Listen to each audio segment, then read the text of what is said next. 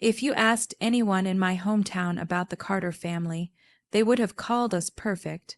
We lived in a large white house at the end of a quiet street lined with maple trees. My father drove a black luxury SUV that gleamed so brightly it reflected the sky like a mirror. My mother always wore polished heels, gold jewelry, and a smile so practiced it could fool anyone into believing she was warm. Every December, our family holiday photos were printed on glossy cards and mailed to everyone we knew. From the outside, we looked like a family built from a magazine cover. Inside that house, however, truth was treated like an inconvenience. At 14, I was the kind of girl adults described as easy. Not easy in the cruel sense easy to manage. Quiet, obedient, the child who never argued, the daughter who believed her parents when they told her something was for her own good. That was my first mistake, sweetheart, sign here, my father said one evening, sliding a stack of papers across our granite kitchen counter. I barely looked up from my homework. Algebra was spread across the table, along with half-finished notes and a cold glass of orange juice. "What is it?" I asked. My mother waved a dismissive hand. "College savings paperwork. We're setting up something for your future." The word future made me smile. No one in my family had ever gone to an elite university, but my parents loved talking about how I would be the first. My mother would brag to her friends about my grades. My father told people I was the investment that would finally pay off. At 14, I thought that was a compliment. So I signed and signed and signed again. Some forms were brought after dinner. Some appeared on weekends. Sometimes my father would hand me a clipboard while watching television, initial there too. I never questioned it. Why would I? They were my parents. When I hesitated once, noticing a page with far too much fine print, my father sighed dramatically. "Elena, do you trust us or not?" That question was always enough to make me feel guilty. Of course I trusted them. Trust was the currency children are born spending. Meanwhile, my parents were living better than ever. New kitchen renovation, a family vacation to Florida, designer handbags for my mother, a boat my father definitely couldn't afford but proudly parked in our driveway anyway. And yet every single week they complained about money. "We're stretched thin because of this family." My mother would mutter while booking spa appointments. "Kids are expensive." My father joked while showing off his newest watch. None of it made sense, but I was too young to notice the contradictions. By 16, strange phone calls started coming to the house. Whenever I answered, adults with clipped voices would ask for me by full name. "Elena Carter?" "Yes."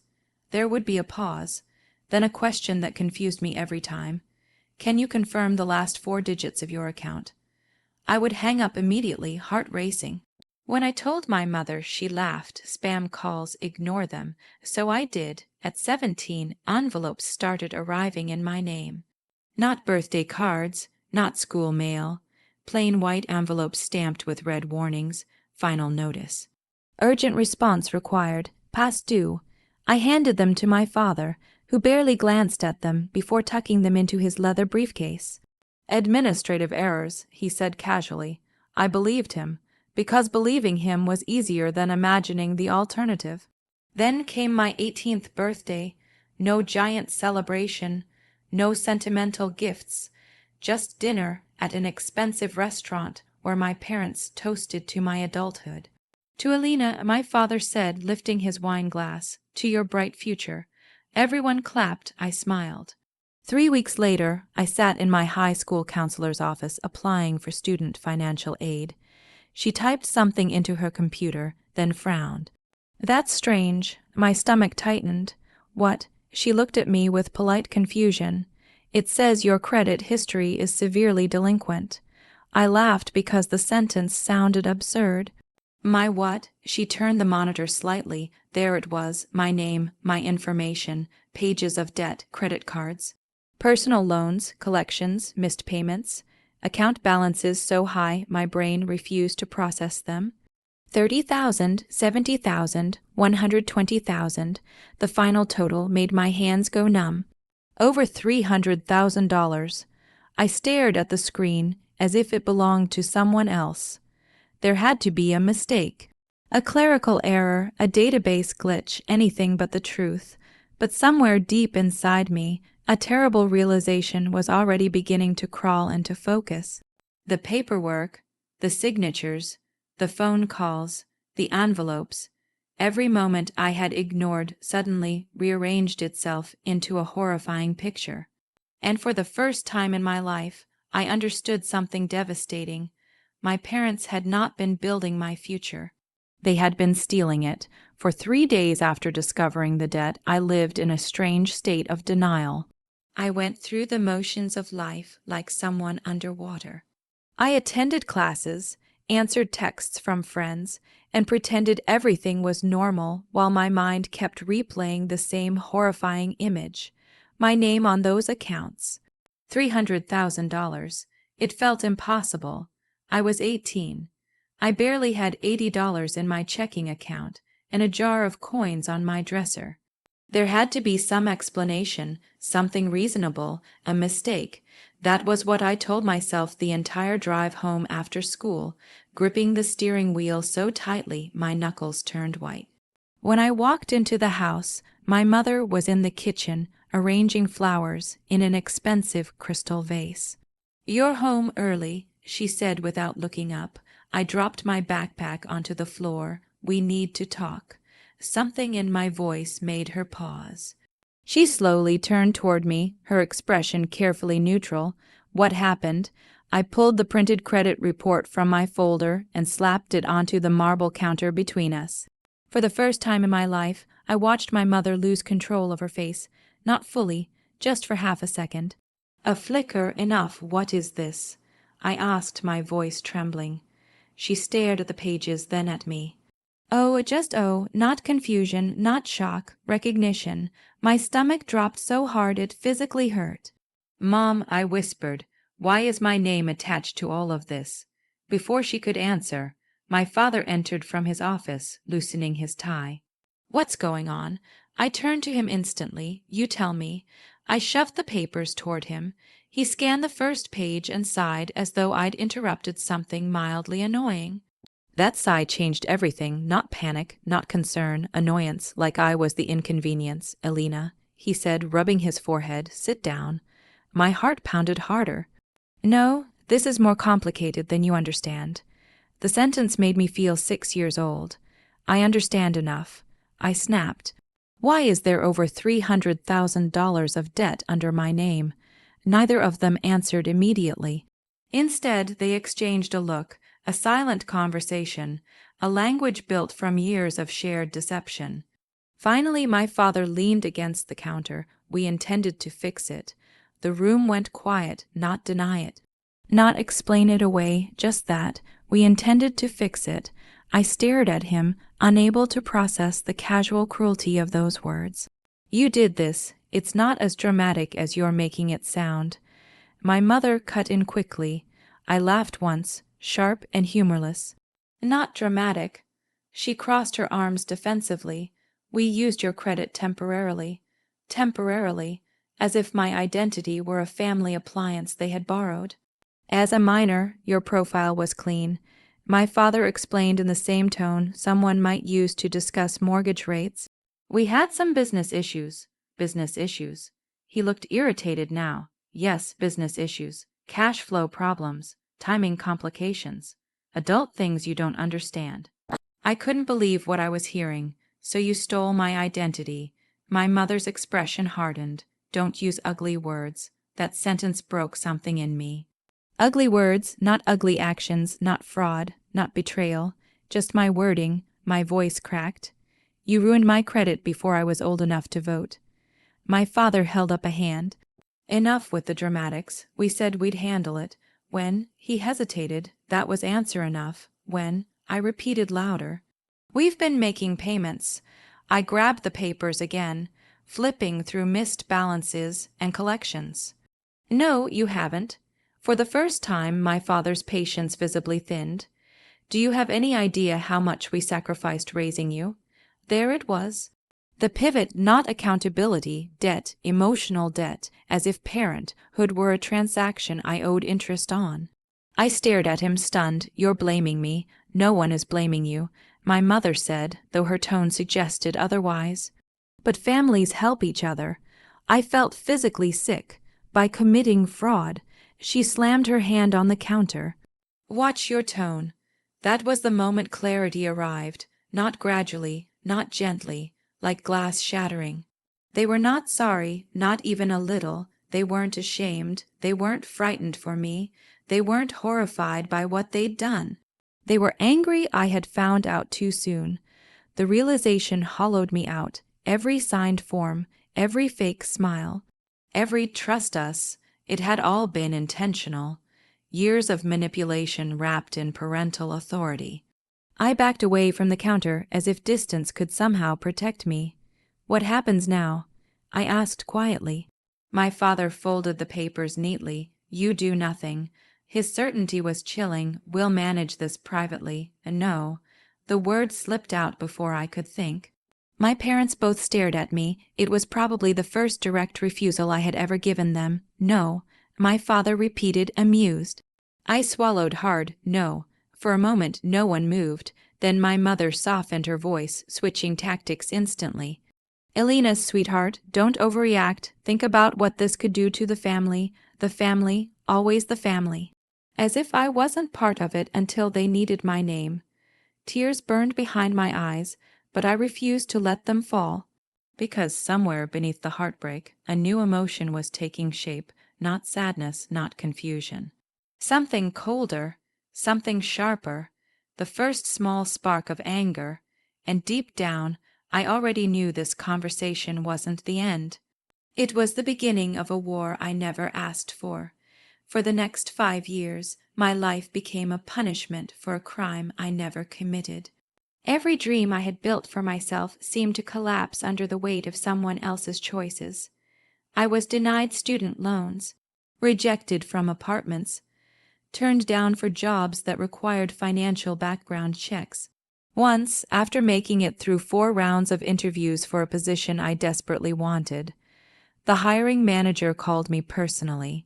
"Your qualifications are excellent," she said kindly, "but your credit history raises concerns." I thanked her, hung up, and cried in a grocery store parking lot for 40 minutes. By 23, I was exhausted, not just financially, emotionally, spiritually. There is a particular kind of pain that comes from having your future stolen by strangers. It is worse when those strangers taught you how to tie your shoes. I moved into a tiny apartment 2 hours away from my parents and started rebuilding my life with almost obsessive discipline. No luxuries, no vacations, no unnecessary spending. Every paycheck was divided between rent, groceries, minimum payments, and legal consultations. At night, instead of watching television, I researched identity theft laws, consumer protection rights, fraud reporting systems, credit dispute procedures. I became an unwilling expert in my own destruction. And slowly, piece by piece, I started collecting evidence: old mail, archived statements, loan histories, credit applications, copies of forged signatures. Some accounts had been opened when I was 14 years old. 14, one credit card application listed my annual income as $2,000. At 14, my primary source of income had been birthday money from my grandmother. The absurdity would have been funny if it weren't ruining my life. Then came the final piece. I was digging through an old storage box from my childhood when I found a folder hidden beneath yearbooks and report cards. Inside were photocopies, my birth certificate, social security documents, tax paperwork, and handwritten notes in my father's pen. Use Elena for Chase, capital increase approved. Open second line before school address changes. I sat frozen on the floor, staring at those words. Not panic, not desperation, planning. This had not been reckless behavior during hard times. This was strategy. A system, a business model built from my identity. I took photos of everything. That night, I called my parents one final time. Not because they deserved another chance, because I needed confirmation. My mother answered, "Elena, it's been weeks." Her cheerful voice made my skin crawl. "I found more documents," a silence. Then, "What documents? I'm coming over." When I arrived, my parents were already waiting in the kitchen like actors preparing for a familiar scene. Same marble counters, same polished surfaces, same performance. I placed the folder in front of them. My father flipped through it, his jaw tightening. "Well," he said finally, "you've certainly been busy."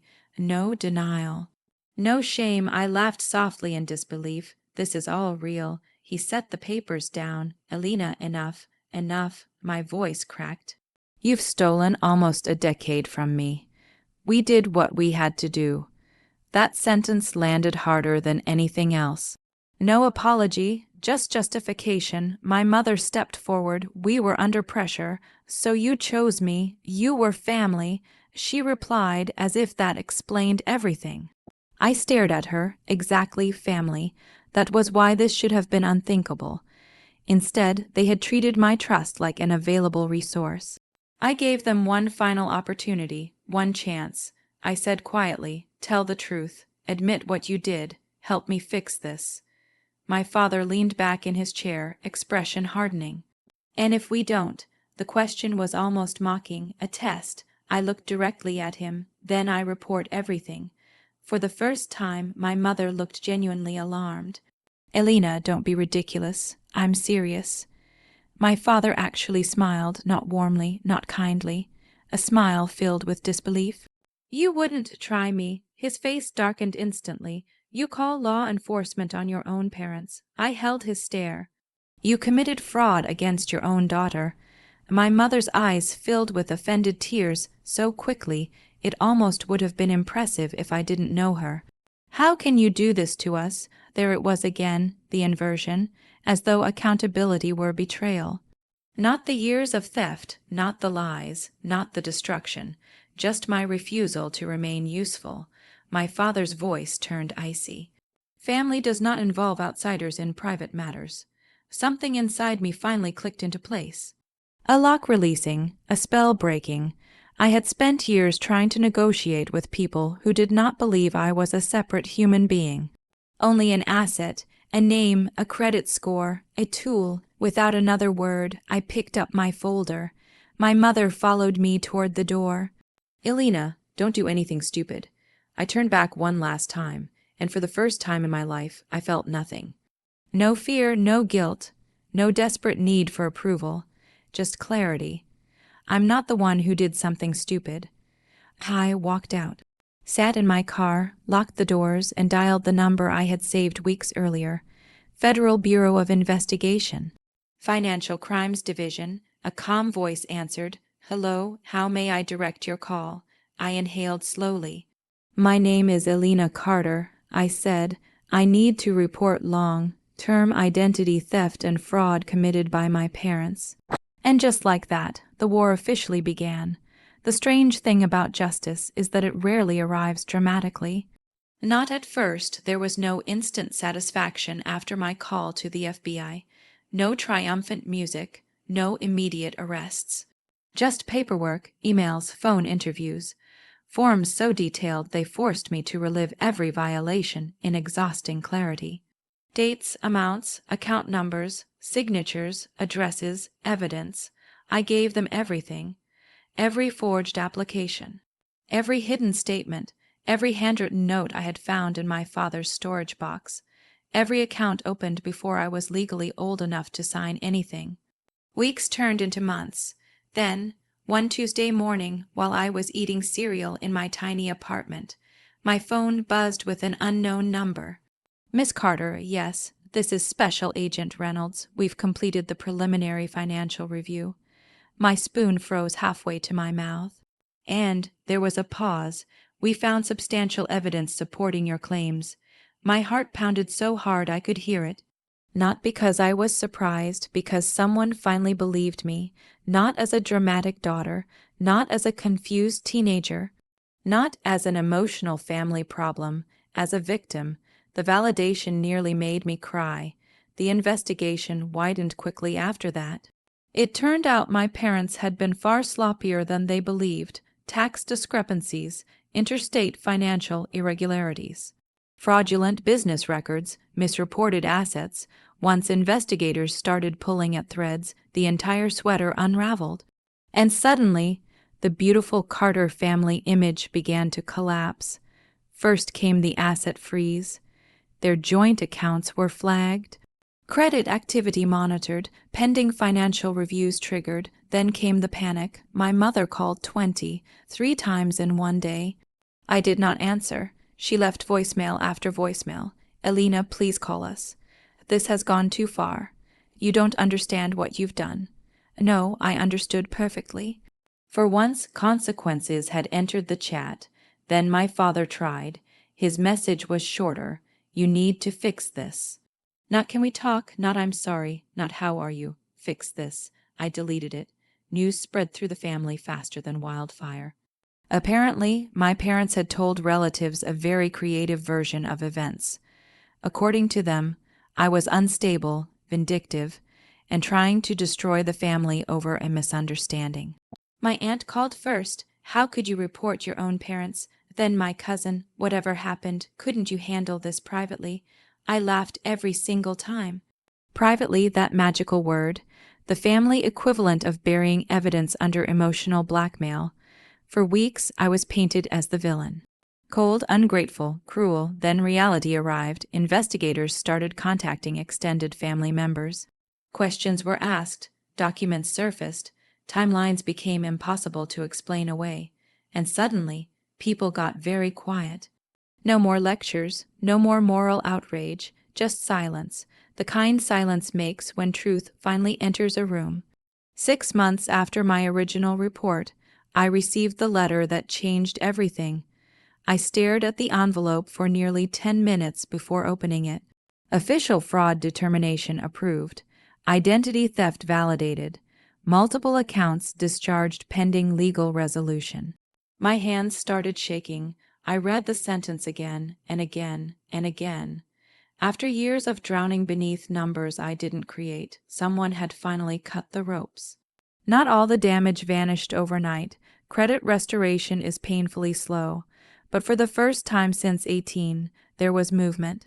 Progress, breathing room, a future. Shortly after, I was approved for my first apartment application without a co-signer. It sounds small, it wasn't. I sat on the floor of that empty apartment and cried harder than I had in years. Not from sadness, relief. Freedom has weight when you've been carrying chains. The final confrontation came unexpectedly. I was leaving work one evening when I saw my mother standing beside my car. She looked older somehow. Smaller, not fragile. Just diminished, Elena. I stopped. She approached carefully. Her voice was softer than I had ever heard it. How could you do this to us? There it was, still, after everything, still. Not what did we do, not how can we make amends.